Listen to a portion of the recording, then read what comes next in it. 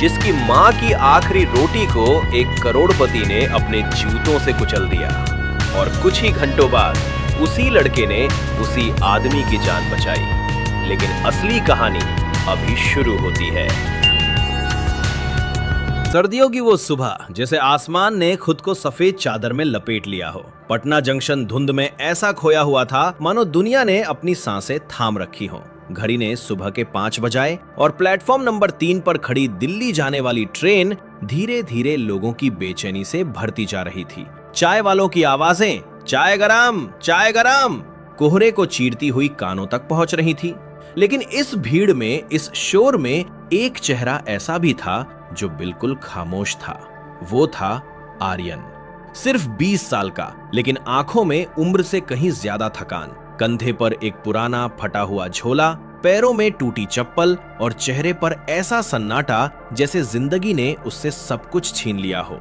उसके पास कोई बड़ा सामान नहीं था, ना कोई सूटकेस, ना कोई बैग, बस एक छोटा सा स्टील का टिफिन।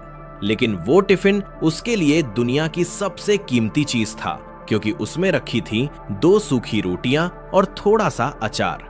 और ये रोटियां सिर्फ खाना नहीं थी, ये थी उसकी मां की आखिरी निशानी। कल ही उसकी मां ने आखिरी सांस ली थी। घर की टूटी खाट पर लेटी हुई कमजोर हाथों से उसने वो रोटियां बनाई, खुद भूखी रहकर, और जाते जाते बस इतना कहा, बेटा शहर जा रहा है, रास्ते में भूख लगे तो खा लेना। आर्यन कुछ बोल नहीं पाया था, बस सिर हिलाया और रो पड़ा। लेकिन उसने मन ही मन एक फैसला लिया। वो उन रोटियों को कभी नहीं खाएगा, क्योंकि जिस दिन वो रोटियां खत्म हो जाएंगी उस दिन उसकी मां की आखिरी याद भी खत्म हो जाएगी। आर्यन की मां की आखिरी सांस। कमरे में सन्नाटा था, दिए की लौ भी जैसे कांप रही थी। आर्यन की मां खाट पर लेटी थी, सांसें उखड़ रही थी। उन्होंने धीरे से अपने तकिए के नीचे हाथ डाला और एक मुड़ा हुआ कागज निकाला। कांपते हाथों से वो चिट्ठी आर्यन की तरफ बढ़ाई।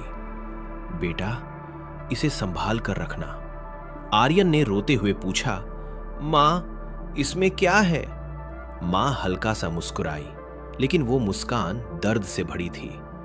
जब शहर जाओगे एक आदमी मिलेगा, उसका नाम है विजय सिंघानिया, उसे ये चिट्ठी दे देना। आर्यन कुछ समझ नहीं पाया। लेकिन मां वो कौन है? मां की आंखों में आंसू आ गए। उन्होंने बस इतना कहा, वो तुम्हारी किस्मत है बेटा। और फिर उनका हाथ धीरे धीरे ढीला पड़ गया। चिट्ठी अब आर्यन के हाथ में थी और एक अधूरा सच उसके दिल में। आर्यन कुछ बोल नहीं पाया था, बस सिर हिलाया और रो पड़ा। लेकिन उसने मन ही मन एक फैसला लिया। वो उन रोटियों को कभी नहीं खाएगा, क्योंकि जिस दिन वो रोटियां खत्म हो जाएंगी उस दिन उसकी मां की आखिरी याद भी खत्म हो जाएगी। ट्रेन में भीड़ थी। साइड हटो, अंदर बढ़ो। लोग धक्का दे रहे थे, चिल्ला रहे थे, और उसी धक्का मुक्की में आर्यन किसी तरह जनरल डिब्बे में चढ़ गया। डिब्बा पहले से ही भरा हुआ था। कोई सीट नहीं, कोई जगह नहीं, बस फर्श पर एक छोटा सा कोना मिला जहां वो चुपचाप बैठ गया।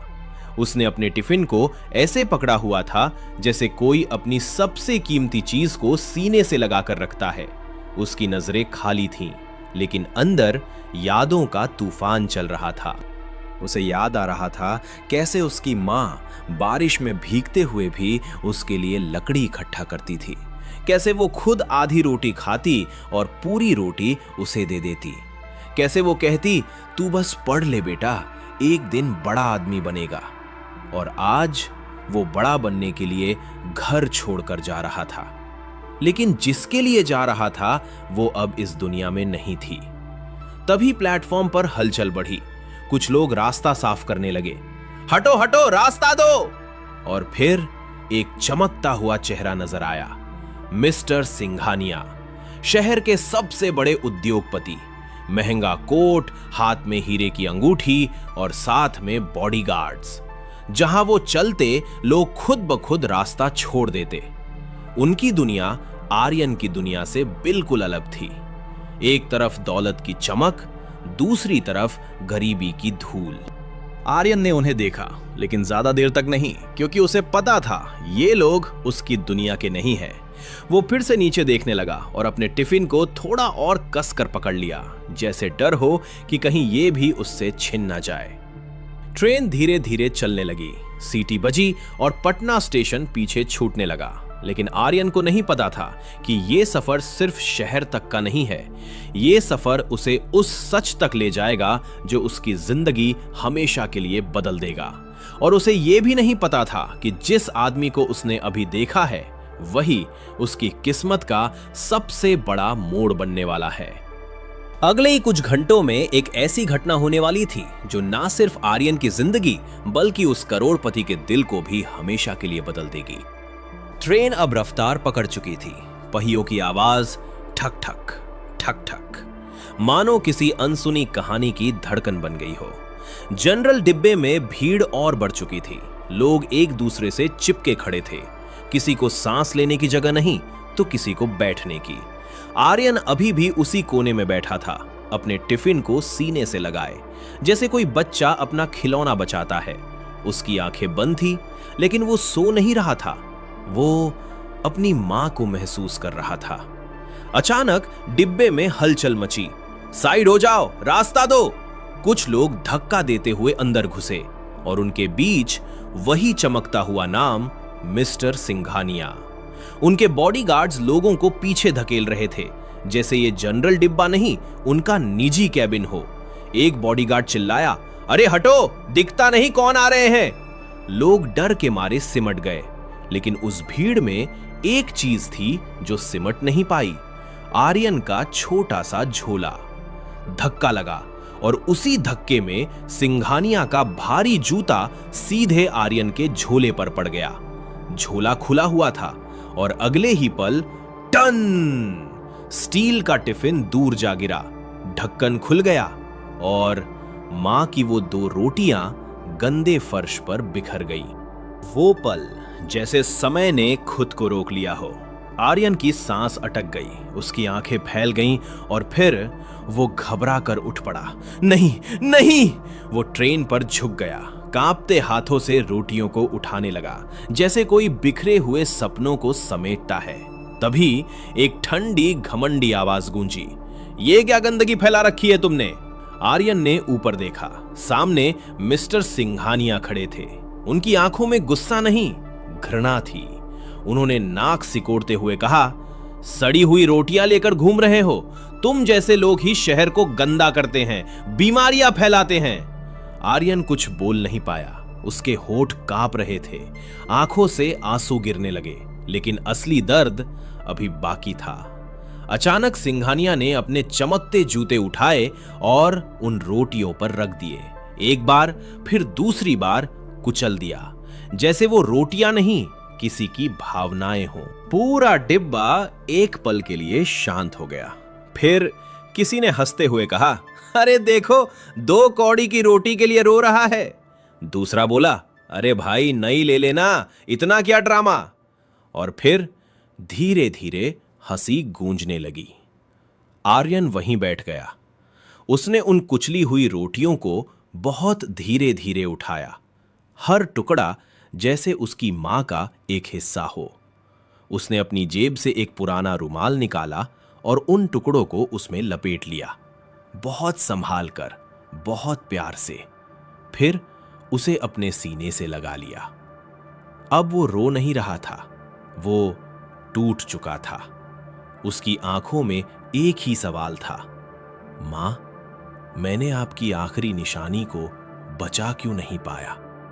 उसे याद आया कैसे उसकी मां ने जलते चूल्हे के सामने बैठकर पसीने और आंसुओं के बीच वो रोटियां बनाई थीं और खुद भूखी सो गई थी। ट्रेन अपनी रफ्तार से दौड़ रही थी। बाहर अंधेरा गहरा हो चुका था, लेकिन उस डिब्बे के अंदर एक और अंधेरा जन्म ले चुका था, इंसानियत का अंधेरा। आर्यन चुपचाप बैठा था, सीने से रोटियों को लगाए, और सामने वही आदमी बैठा था जिसने उसकी दुनिया कुचल दी थी।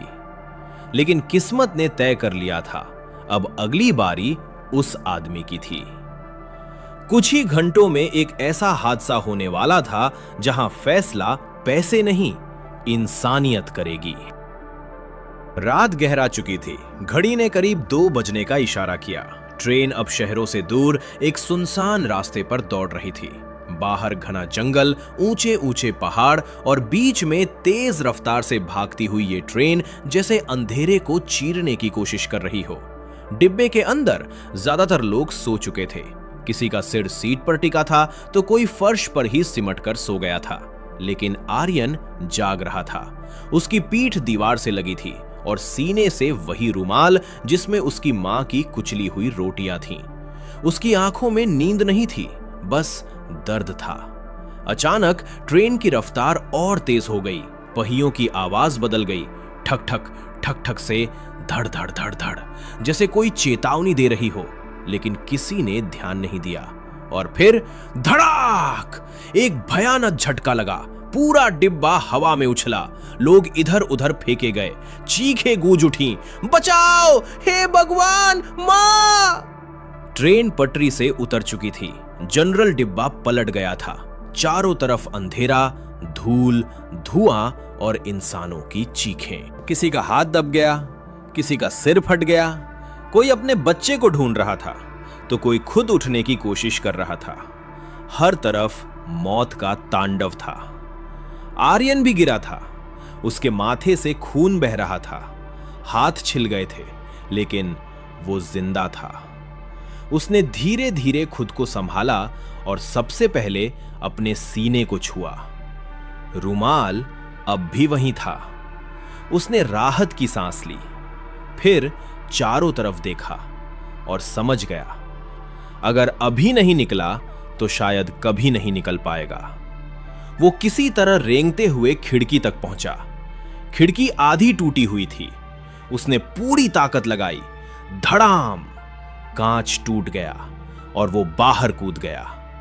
ठंडी हवा उसके चेहरे से टकराई, लेकिन सामने जो दृश्य था वो उससे भी ज्यादा डरावना था। आगे की एसी बोगी में भीषण आग लगी हुई थी। लपटें आसमान को छू रही थी। लोग जान बचाकर भाग रहे थे। कोई पीछे मुड़कर नहीं देख रहा था। हर कोई बस खुद को बचाना चाहता था। तभी आर्यन की नजर पड़ी एक आदमी जलती हुई बोगी के अंदर सीट के नीचे दबा हुआ था। वो मदद के लिए हाथ बढ़ा रहा था। बचाओ, कोई तो बचाओ! आर्यन ने ध्यान से देखा और उसकी सांस रुक गई। वो मिस्टर सिंघानिया थे। एक पल के लिए आर्यन के दिमाग में वो दृश्य घूम गया। जूते, कुचली हुई रोटियां, लोगों की हंसी। उसका दिल बोला, इन्हें छोड़ दे, यही इंसाफ है। लेकिन उसी वक्त उसके कानों में एक आवाज गूंजी, उसकी मां की आवाज। बेटा, बुराई का जवाब बुराई से नहीं देते। आर्यन ने आंखें बंद की, एक गहरी सांस ली और आग की तरफ दौड़ पड़ा। लोग चिल्लाए, अरे पागल हो गया है क्या? मत जा अंदर! लेकिन वो नहीं रुका। आग की लपटें उसके कपड़ों को छू रही थीं। उसकी त्वचा जल रही थी। सांस लेना मुश्किल हो रहा था। लेकिन वो आगे बढ़ता गया। वो सिंघानिया के पास पहुंचा। सीट बहुत भारी थी। उसने पूरी ताकत लगाई। एक बार, 2 बार, तीसरी बार, और सीट हट गई। सिंघानिया आधे बेहोश थे।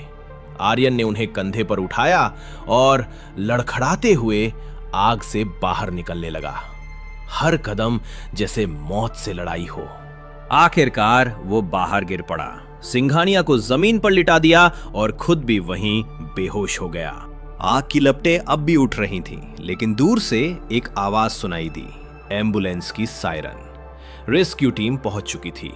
फायर ब्रिगेड, पुलिस और एम्बुलेंस हर तरफ भाग दौड़ मच गई। कुछ लोग स्ट्रेचर लेकर दौड़े और तभी उनकी नजर पड़ी 2 जले हुए शरीर जमीन पर पड़े हुए। एक महंगे कपड़ों में और दूसरा फटे हुए कपड़ों में, लेकिन दोनों बेहोश। एक रेस्क्यू वर्कर चिल्लाया, जल्दी, ये दोनों अभी जिंदा है। उन्होंने सबसे पहले आर्यन की नब्ज चेक की। पल्स स्लो है लेकिन चल रही है। फिर सिंघानिया को देखा। इन्हें भी तुरंत आईसीयू में ले जाना होगा। दोनों को एक ही एम्बुलेंस में रखा गया। सायरन गूंज उठा और एम्बुलेंस अंधेरे को चीरते हुए अस्पताल की तरफ दौड़ पड़ी। सुबह हो चुकी थी, लेकिन वो सुबह रोशनी नहीं, दर्द लेकर आई थी। अस्पताल के बाहर एम्बुलेंस की आवाजें, अंदर डॉक्टरों की भागदौड़ और हर तरफ घायलों की कराह। कमरा नंबर 207 में एक आदमी धीरे धीरे होश में आ रहा था। वो थे मिस्टर सिंघानिया। उनकी आंखें भारी थी, सांसें धीमी। उन्होंने मुश्किल से आंखें खोली। छत धुंधली दिख रही थी, सब कुछ जैसे सपना लग रहा था। उन्होंने सिर घुमाया और उनकी नजर पास वाले बेड पर पड़ी।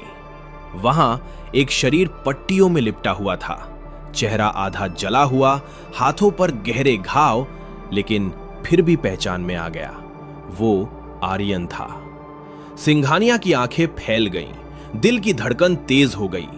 कल रात के सारे दृश्य एक एक करके सामने आने लगे। आग, चीखें और वही लड़का जो उसे बचाने आया था। उनकी आंखों में नमी आ गई। पहली बार शायद उन्हें अपने पैसे नहीं, अपने कर्म याद आए। उन्होंने कांपती आवाज में कहा, बेटा, तुमने मुझे क्यों बचाया? आर्यन ने धीरे से आंखें खोली, दर्द से भरी सांस ली और बस इतना कहा, क्योंकि मेरी मां ने सिखाया था। कमरे में कुछ पल के लिए सन्नाटा छा गया, जैसे हर शब्द दिल पर पत्थर बनकर गिर रहा हो। फिर आर्यन ने धीरे धीरे अपना हाथ उठाया, जेब में हाथ डाला और एक मुड़ा हुआ कागज बाहर निकाला। उसने वो कागज सिंघानिया की तरफ बढ़ाया और बोला, साहब, मां ने कहा था ये आपको दे दूं। सिंघानिया के हाथ कांप रहे थे। उन्होंने धीरे धीरे वो चिट्ठी खोली और पढ़ना शुरू किया। विजय, 20 साल पहले तुमने मुझे और अपने 2 साल के बेटे को छोड़ दिया था, क्योंकि तुम्हें अमीर बनना था। आज तुम बहुत बड़े आदमी बन गए हो, लेकिन मैं अब इस दुनिया से जा रही हूं। मुझे कैंसर है और मेरे पास ज्यादा समय नहीं है, इसलिए अपने बेटे को तुम्हारे पास भेज रही हूं। इसका नाम आर्यन है, इसे पहचान लेना। ये वही बेटा है जिसे तुम कभी अपनी गोदी में खिलाते थे। चिट्ठी हाथ से छूट गई। सिंघानिया की सांस रुक गई, आंखों से आंसू बहने लगे, उनके होठ कांप रहे थे। नहीं, ये नहीं हो सकता। उन्होंने धीरे धीरे आर्यन की तरफ देखा। अब वो उसे गरीब लड़का नहीं देख रहे थे, वो अपना बेटा देख रहे थे। अगले ही पल एक करोड़पति आदमी बिस्तर से नीचे उतर गया और आर्यन के पैरों में गिर पड़ा। बेटा, मुझे माफ कर दो। मैं अंधा हो गया था पैसे के पीछे। मैंने अपनी ही दुनिया खो दी। मैं बहुत बड़ा पापी हूं। उनकी आवाज टूट रही थी, आंसू रुक नहीं रहे थे। आर्यन की आंखों में भी आंसू थे। उसने बहुत धीरे से कहा, पिताजी, आपने पैसा तो बहुत कमा लिया, लेकिन क्या आप मेरी मां की वो कुचली हुई रोटियां मुझे वापस दे सकते हैं? जैसे किसी तलवार की तरह सीधे दिल में उतर गए। सिंघानिया के पास कोई जवाब नहीं था, क्योंकि दुनिया की सारी दौलत भी उस एक रोटी की कीमत नहीं चुका सकती थी। दोस्तों, इंसान बड़ा अपने पैसों से नहीं, अपने संस्कारों से होता है। जिस रोटी को हमने ठुकरा दिया, कभी वही हमारी सबसे बड़ी कमी बन जाती है। और जिस रिश्ते को हम छोड़ देते हैं, वक्त हमें उसी के और अगर आप सामने चाहते झुका हैं देता है। ऐसी ही और दिल छू अगर लेने इस वाली कहानी ने आपके दिल तो को चैनल छुआ को हो सब्सक्राइब तो करके कमेंट्स में हमारे इस मां सफर का जरूर हिस्सा बन लिखें जाइए। और इस क्योंकि कहानी यहाँ को शेयर हर करें कहानी ताकि सिर्फ सुनाई हर नहीं कोई जाती, समझ सके महसूस मां कराई की जाती है। कीमत और इंसानियत की असली ताकत।